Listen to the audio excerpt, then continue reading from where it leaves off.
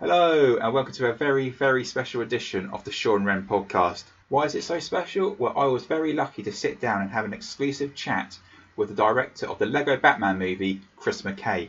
He took time out from camping outside Geoff Johns' office to talk all things Lego Batman, from Easter eggs to the awesome soundtrack. Plus, I think I got an exclusive on the Lego movie too. Maybe. So, without further ado, in the famous words of PJ and Duncan, Let's get ready to rumble. Let's get ready, let's get ready, let's get ready to rumble. Watch us wreck the mic, watch us wreck the mic, watch us wreck the mic. Psych. I want to first congratulate you on getting a #1 film in both the UK and the US. How does it feel knowing so many people are loving Lego Batman and that you're introducing new kids into the world of this character? Well, I mean, yeah, I feel really lucky that people liked what we were trying to do. It's a very ambitious movie to try to suggest that Batman has been around for 78 years, that Gotham City's been around for 78 years, and that all of the events of all these movies somehow have some relationship to Batman and Gotham City. The fact that people embrace that, especially when there is. For adults, there is a lot of sort of Batman stuff that you can see. Gotham, you can see Batman versus Superman. But for kids, there isn't enough. And I liked when I was a kid where I got to sort of, there were gateways into Batman. Yeah. There was the animated series. There was Super Friends, the Adam West stuff, things like that, where I got to sort of get into the world. And Batman's been a part of my life for so long that I just wanted, I was just hoping that we were making something that was, a big love letter to Batman, to Gotham City, to comic books in general, to comic book movies. Something that sort of took Batman seriously at times, because I think it's important that there's sort of an emotional component to these movies when you're doing stuff like this, because there's that's sort of our only way into that kind of thing. I pitched the studio that I wanted to make Jerry Maguire as directed by Michael Mann with a lot of jokes in it. Yeah. And that's what I thought we could do with Batman that they can't do in these other movies. And so for us to be this sort of gateway drug for some kid to be introduced to the world of Batman and all of these characters, and then be able to go, wow, you mean there's a movie, when they get older, there's a movie that does this. I can watch the Christopher Nolan stuff. I can watch the Zack Snyder stuff. Oh, and find new things about that. I just didn't find new jokes in our movie for them that they don't know the thing about the two boats, or they don't know what Passenger 57 is, and Always Bet on Black and things like that. Like that, there's rabbit holes that they can go down and find. And I love when movies do that. I love Quentin Tarantino stuff, and what Lucas and Spielberg were doing, sort of riffing on Kurosawa movies and that kind of thing, and John Ford stuff, or Pinocchio, or whatever. That stuff for me was why I love those, part of why I love those movies. Plus they were fun, emotional, exciting experiences. And how does it feel hearing people saying this is possibly their favourite Batman movie ever? Well, I'm a big Dark Knight fan, Dark Knight trilogy. I'm a big fan of those three films, and I'm a big fan of I'm actually a big fan of Batman Returns, of the Tim Burton movies. I find that one to be the one that I rewatch the most for some reason. I really love Michelle Pfeiffer. Yeah, was it the Michelle Pfeiffer Catwoman? Yeah, and Michael Keaton, I think, is really great Batman / Bruce Wayne. Yeah, and I liked Anton Furst's production design from the first movie, and kind of what they continued with Gotham City in the second movie. So yeah, it's hard for me to. Yeah, I think that it's hard for me to sort of relate to that comment, unfortunately, because there's so many things that I like about Batman So how did Lego Batman come about? Because he was only a minor character in the Lego movie. So what was as you just mentioned your pitch, but what was the thing when you were filming it and producing it and thinking, this is going to work, this might actually be the Batman film I wanted to do? Well, I mean, I think it starts with that comment, that I made to the studio, and it starts with our knowledge that, okay, we're going to be able to do something different. In animation, you can get away with things that you can't do in a live-action movie. You can't say in a live-action movie that Batman's been around for 78 years. The minute you cast an actor all that goes out the window, and it just sort of seems it just seems silly. Yeah. Whereas it seems fun in an animated movie, and it definitely seems fun when it's an animated movie with toys. Yeah. Because with toys you can get away with stuff because it's just that's the way we used to play as kids. You know, that you make up these fantastic rules and things like that, and that's okay. You know, Batman and Robin can play with, you know, Snake Eyes from G.I. Joe and Darth Vader and things like that. You can mash them all together. Yeah.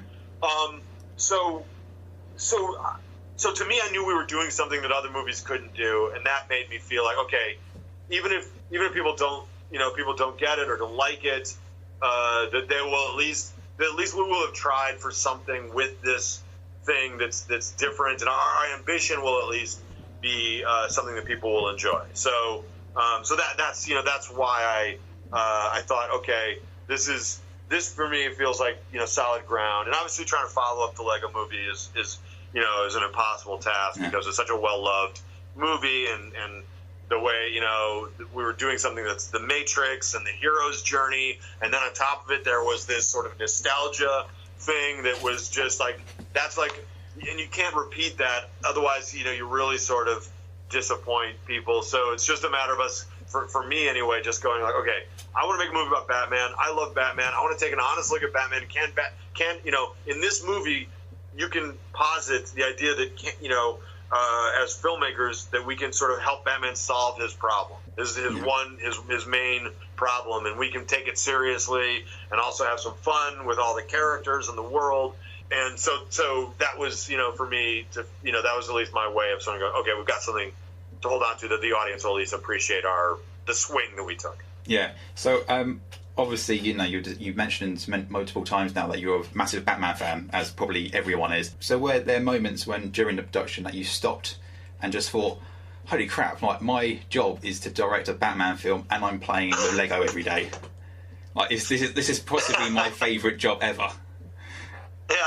Yeah, I'm very lucky. You know, when because I was originally going to do Lego 2, and they asked, and then when I pitched Lego 2, and I was working on Lego 2 and Lego Batman at the same time. It's just sort of how we all sort of work together on these movies. So I was working with Kristen Phil and Seth Grahame-Smith on Lego Batman, while at the same time I was working on the writers who were on Lego 2 at the time, helping develop moving both of those movies forward. And when I switched over, the minute that you know, because we sort of moved release dates down, and I was the only sort of director on these movies, and I'm a huge, you know, as you said, I'm a huge Batman fan.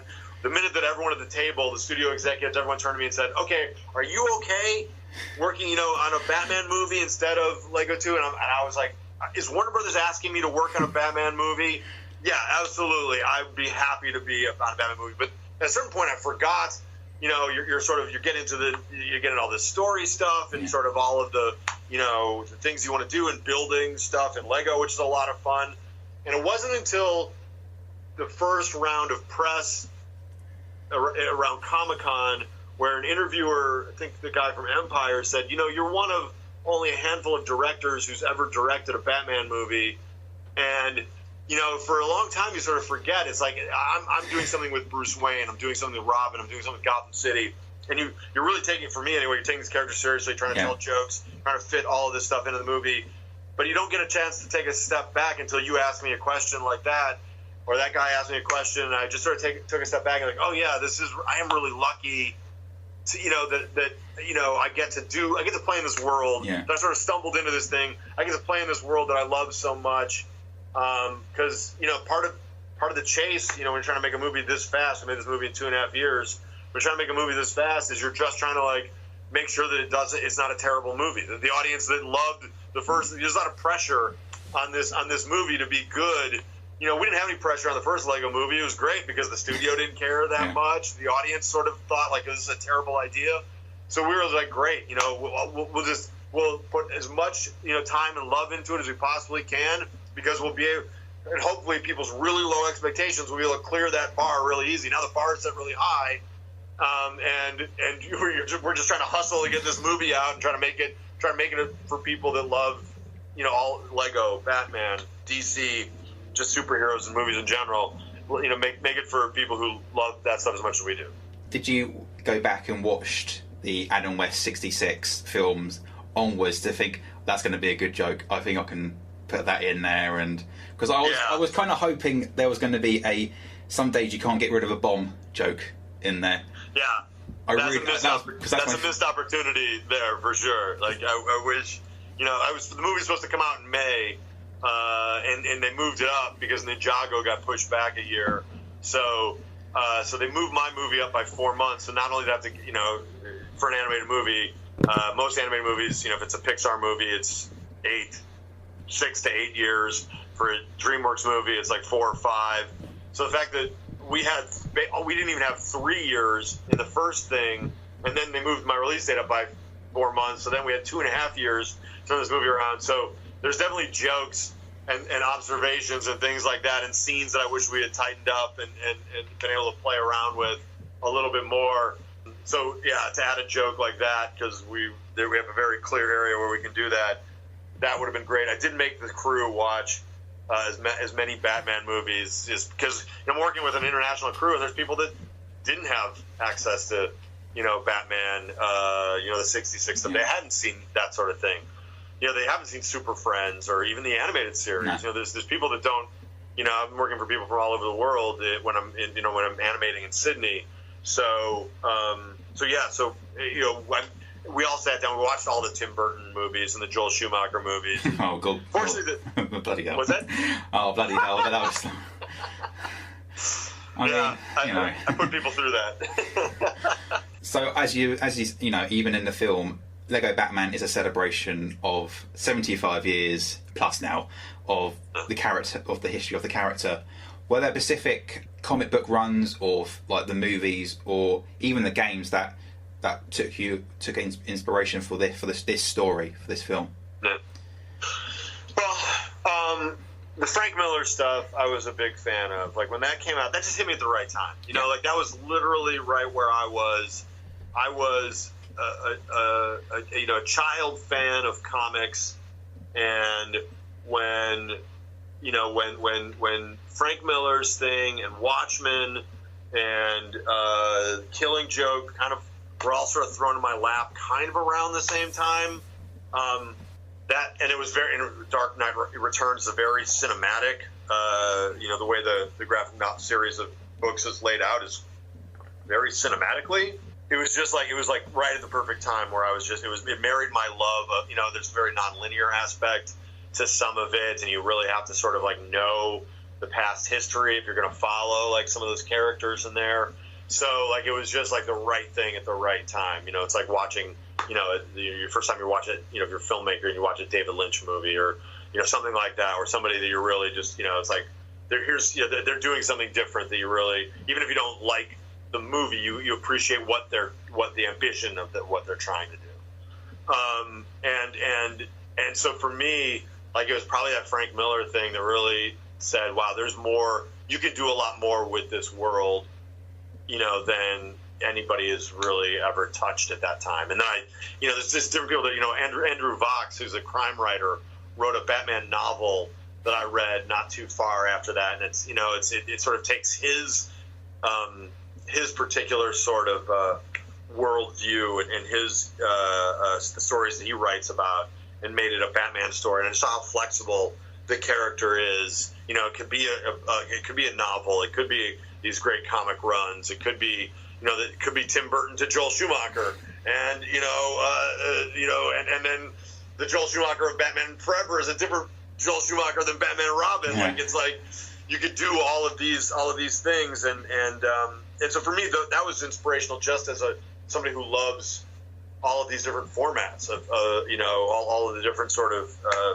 the world building you can do in all these different ways of telling stories.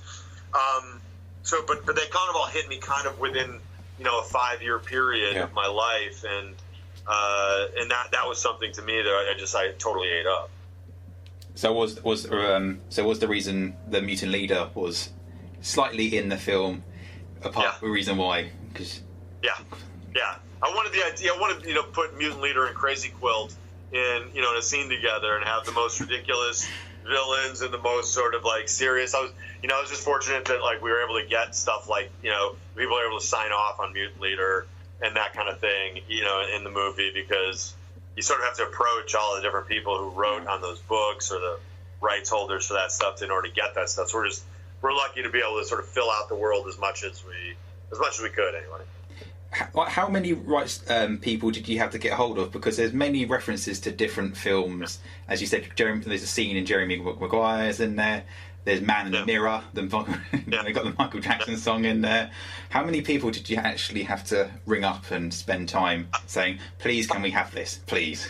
Yeah. I kept the lawyers on this movie really, really busy. Because, even if it's the Warner Brothers stuff, it's not like you can't just get it. You still have to talk to J.K. Rowling. You still have to talk to, the Wachowski brothers. You have to talk to Tom. If you're going to do Jerry Maguire, Cameron Crowe, Sony, Tom Cruise, Renee Zellweger.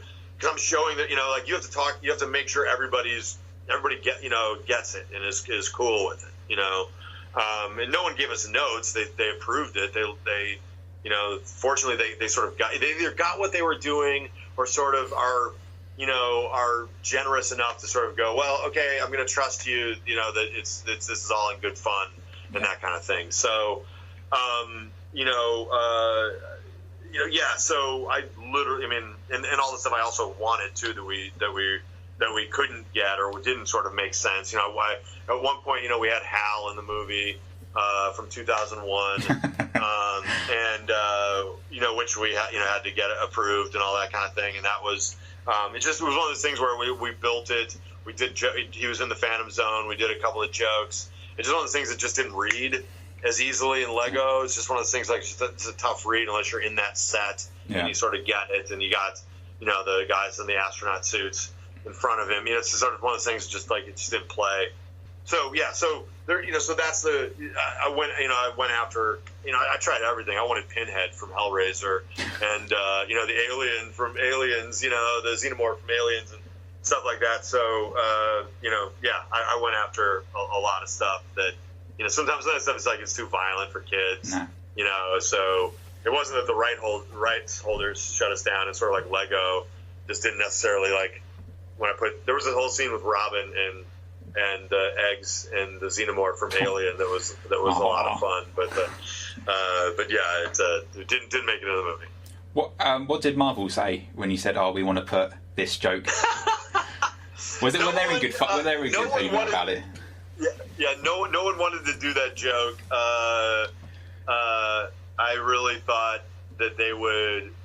Marvel. I don't know anything. I don't know anybody over at Marvel.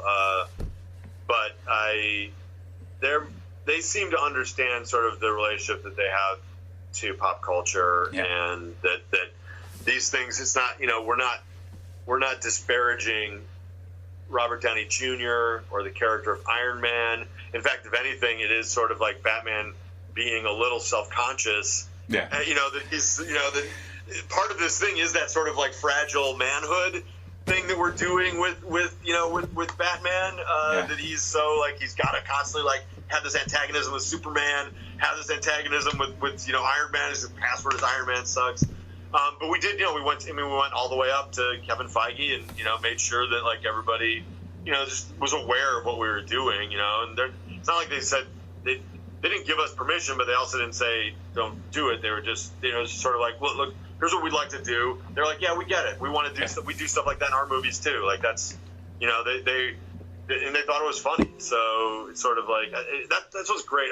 My dream someday is that because you probably can't do this in the movies, but you remember like there was the team up stuff that Marvel and DC used to do where they would get the Hulk and Superman to battle and stuff like that. And I hope that someday, because it's all in Lego, that we can work with Marvel, get a Marvel and DC movie together where they could fight each other or whatever. Like we'll figure it out, but like that would be a dream come true. If we could make that work somehow, that would be amazing. I think that's going to be everyone's dream. Yeah. One of the things that surprised me when I first saw the big poster with all the characters was the Gordon family are Latina or black now. Whose idea was that? Because first of all, it hit me like, oh, okay, wow. But then it was that's kind of awesome because I never really thought of them like that way. And even in the film, it doesn't really, it just water over a duck's back. So whose idea was that to go? Let's change their ethnicity. Yeah, I mean that was something where I was like, there's Batman in general has been sort of a mostly Caucasian characters. I mean, I think Bane might be Latino, right? And I don't know if that's always or just it's in the anime, yeah, but you know what I mean. It's like you got to kind of go down the rogues gallery or the characters to find somebody. I mean, Morgan Freeman, Lucius Fox in those movies, but to me it felt like I'm doing it in Lego, I'm doing it in toys, I'm doing it with kids. I think that the world, I grew up in Chicago. The world that I see, is a diverse world with lots of different people. It felt like, I also wanted to make, Barbara Gordon really, there's the Alicia Silverstone version and obviously the Yvonne Craig version.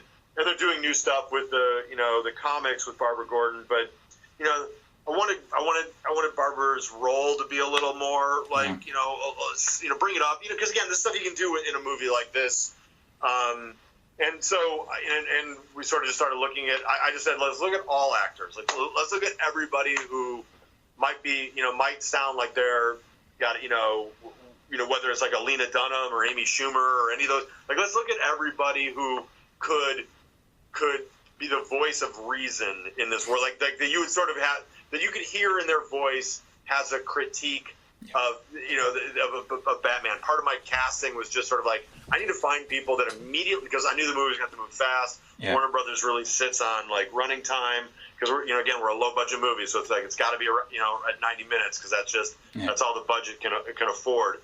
So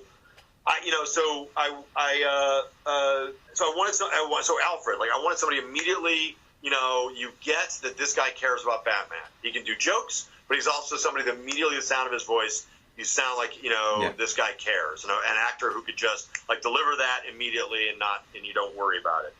Same with Michael Cera. I wanted somebody who could just get indefatigable innocence and positivity and just sweetness and just immediately recognize that, so you didn't have to do a lot of stuff with the storytelling, kind of keep the movie moving. And when I listened to Rosario, and funny thing is, I was watching a movie with my niece and nephew, and it was one of the Tinkerbell movies from Disney, and I heard Rosario's voice as she was sort of like the main antagonist, or sort of the antagonist to Tinkerbell. And I was just like, wow, she's got a really great voice, and really, she sounds like a badass, and I was like, wow, that's great. And it was Rosario, and obviously I've seen her in movies, and never really thought about her as a voice actor, and she had just done the Chris Rock movie, and she was really funny in it. I was like, okay, well let's bring her in and have her do this thing. And she's also in real life, she's like an activist, like she gets arrested at Bernie Sanders rallies and things like that. And so it was just like, all right, this will be fun. And then it just made a lot of sense to me because like why not make her like look like Rosario, and why not Hector Elizondo? Why not he's a great father figure in sort of in Princess Diaries. He plays that character, that kind of father-y character in Princess Diaries and in Pretty Woman and stuff like that. And he's got a great voice, and he's done other animated stuff before, and so sort of having him, why not, because like you said, when you're watching the movie, it doesn't matter. No. It literally doesn't. It doesn't matter. You don't. What we and I get it. Like when people have it announced, like, oh, why are they fucking with my thing? But at the same time, it's like when you watch it as a movie, it doesn't matter. It doesn't matter. The way we cast all of the Zoe Kravitz. Billy D. Williams was Harvey Dent. Yeah, that's what I love that. And that's what you wanted that thing so that he became too. I wanted that game. Yeah, same. You know what I mean? When they were playing that long game, I was like, oh, cool. In one movie or two movies, you're going to go through this arc with this guy, and you're going to see his downfall, and it's going to be really tragic. Yeah. And the fact they didn't do that and then didn't do anything, they just sort of recast it and then didn't do anything with an arc with that character, sort of always felt like a missed opportunity. And so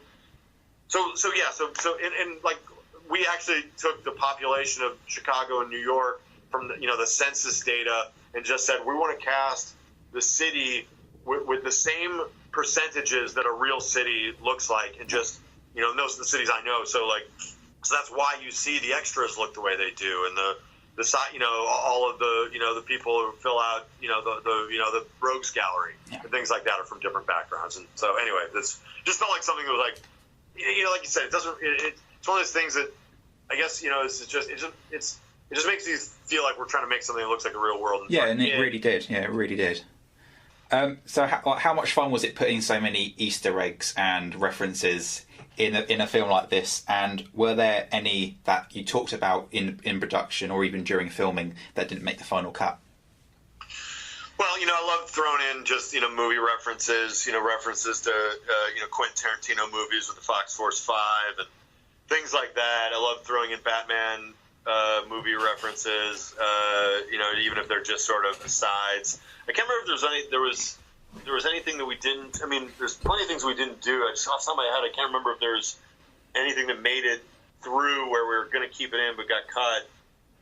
There's definitely a bigger opening, like the heist. I really wanted it to be like an Ocean's 11 heist in the beginning of the movie, so we had more sort of moving parts to the heist, so everybody got a little bit more of a moment between them, and you sort of saw how smart the heist is. I think kind of upcut as fast as it is now, it's just sort of like, it's one of those things that just sort of like, there's a lot of stuff happening and it kind of blurs by, but the original heist was closer to 10 minutes long, and you sort of saw like they stole the guy's arm from the car so they could get into the energy thing later and use his fingerprints and all of that stuff, and so there was probably more sort of like Dark Knight / Dark Knight Rises movie opening mechanics to a heist where you got to see Clayface like take out a room full of the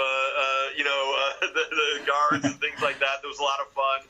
We probably relied on Mr. Freeze puns maybe a little bit too much in that. Maybe that's probably a good thing that some of that got cut down. I'm not sure how much people want to sit there with Mr. Freeze puns. Well, we sat through it for Batman and Robin. Batman and Robin? Yeah, we sat through Batman and Robin, so for many of us it made no difference. It's tough to top that. So what was your favourite Easter egg in the whole film? My favourite Easter egg, Jim Cotta gleaming the cube, the flips, throwing a sign for the flips in the background, because it's just something like that's funny to me. Passenger 57, always bet on black thing, stuff like that. Those are the things that make me laugh. That I like the fact that we threw in these things that if somebody, there's gonna be some kid that's gonna watch this movie and think, hear the always bet on black thing and maybe think it's funny or just sort of think it's like a cool line or whatever, and then they're gonna somehow see Passenger 57 and realize, oh, we took that from Passenger 57. Oh, here's something that actually didn't make it in the movie that I really wish. So at the end of the movie, I wanted to do this thing where Joker takes Batman aside at the very end. Spoiler alert, they make up. Yeah, that's fine. This is a spoiler thing, so it's fine. And he says, okay, tell me how you did that mayor disguise thing in the beginning of the movie. And so our end credits, after the song or before the song, we did this thing where the credits are going by, and it's Batman explaining to Joker all the things he did.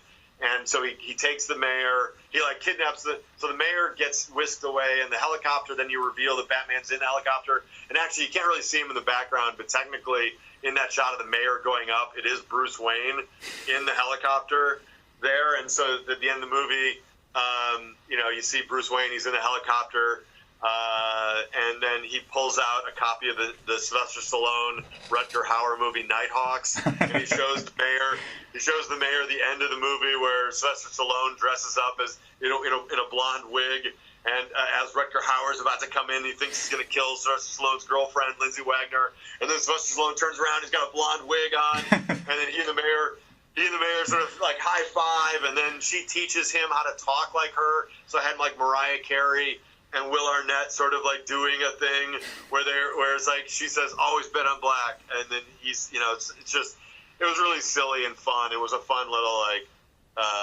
throw to Nighthawks and doing a silly little after credits thing. That to me that was something fun that I wish we had done. Yeah. It's going to be on the Blu-ray, so thank you. Oh, can't wait. During the film, you see 3 characters that are important to Batman: Joker, Alfred, and Robin. Who do you think is more important to Batman and Bruce Wayne? Wow, that's a really good question. I think I'm gonna use what you just said there as a way out of this, and sort of have my cake and eat it too. Okay. I think the Joker is important to Batman, and that he doesn't acknowledge and does in the movie. I think Joker is very important to Batman. And I think that Robin is important to Batman because he offers, or to Bruce Wayne because he offers hope, and that Bruce Wayne didn't see. So, Batman and Joker are always going to be challenging each other and sort of upping each other. It's Moriarty and Sherlock Holmes always upping each other's game, and Batman likes that challenge. That's why Batman says at the end of the movie. And I think for Bruce Wayne, it's hope that Robin offers, that he can just, which I think I don't have kids, but I would imagine that that's what parents see in their kids is a hope for a better future and that kind of thing. So that's why I think that's the most important relationship to Bruce Wayne. Oh, good answer. So what's next for you? And can you say anything about the Lego movie sequel? Sure. You can't really see it. I'm in my office in Warner Brothers right now, but if I wasn't here, I'd be sitting outside Geoff Johns' office, waiting for a meeting, hoping that I could get on a DC movie or something like that. That's one of the things I would love to try to do. I'm obviously reading script. I know. I wouldn't. Everyone wants it. Everyone wants it. Yeah, well, that's and what I don't know anything. So, but what little I've sort of heard, that's going to be all the stuff that they're doing is incredible. That's going to be that. I think that is going to be an amazing movie. So, I sort of know because I worked on Robot Chicken. I sort of know Geoff a little bit, and just in the little bit that I've gleaned off of conversations, like the stuff they're doing is going to be incredible. I'm really excited about all the coming movies. So, and Lego 2 is Mike Mitchell just got hired to direct Lego 2. It's going to be a huge, ambitious musical action movie. The music team here is putting amazing stuff together. The guys, it's going to be like it's kind of like it's going to be this incredible, sort of, and obviously you sort of take what you sort of, feel like is the throw from the end of the last movie. You can sort of imagine that the relationship between the two of those, if imagine now that it's 3 years later, and if you know anything about sibling rivalries and things like that, you know that there's going to be some sparks that are going to fly as far as their different points of view, and it's going to take on this whole big. Batman's going to be a big part of it. He's going to be in it and sort of take some of the lessons that he learned from this movie into that movie in a fun way. So it's going to be. Also, Chris and Phil wrote the script, which it's a great script. So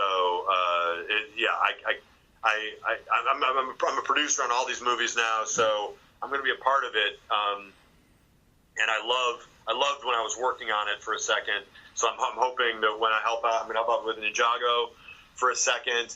And while they finish, because I'm kind of the guy on the ground who's finished 2 movies now for the Lego team and for Warner Brothers. So so I can help them get through this stuff and help make sure it's like it's at a level. The Ninjago is going to be a big sort of like kung fu kaiju Godzilla type movie. It's like all of this mashup of these genres. It's going to be really fun.